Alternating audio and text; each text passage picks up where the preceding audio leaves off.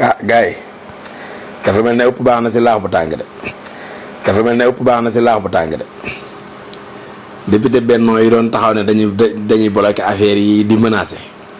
naan ay dañuy def motion de censure rek dañuy daaneel gouvernement bi nangam xam naa da ngeen a waxtaanee wala ngeen dem jàngi xooli ji droit xooli ji lan la loi yi wax. billaay bu ngeen bàyyi Ousmane Sonko du ngeen jóg ci di gasax may wax nag yenn influenceurs xaw ma soi-disant influenceurs tiktokers yi Benno Bokk Yaakaar yi ñu naan ko gëm ne Ousmane Sonko dina sukk raam jébbalu Ousmane Sonko sukkalut Macky Sall dana sukkal ay député Macky Sall ndax seen bopp daal ci ngeen bëgg di dëkk. waaye léegi ñoom defaat nañ machine arrière ñoom Abdou Mbow defoon nañ benn communiqué di nappaate defaat nañ beneen communiqué nee nañu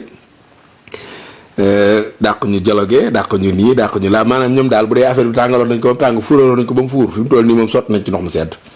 jàmm rek la ñuy wër fi mu toll nii ak ambiance ñoom Abdou Mbow nee nañ jàmm ak ambiance rek la ñuy wut. Abdou Bara Dolly gis naa ko démb ci benn plateau moom tamit muy wax ci affaire wu nee na d' accord ci motion de censure bi ma ne ko da ngeen di d' accord mun leen ko rek ñu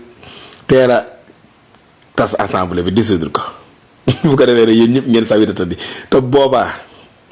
genn wàll gi doon député nii duñ doon député ay ministres yi waa benn bu dee pour Benno Bokk Yaakaar la ay ministre ngay gis ñu daw dem assemblée comme ni ko waa PDS defee woon Abdou Bara Dolly doo demaat assemblée Khalifa Sall yaa ak sa waa kër ñooñu li nga amoon ci député nii ma doo amaat député da waaye dootoo ko am bëri na ñu fa nekkoon di lapp-lappi bilaay bi ñu tasee assemblée bi dina bëri ñoo xam ne dañ fari new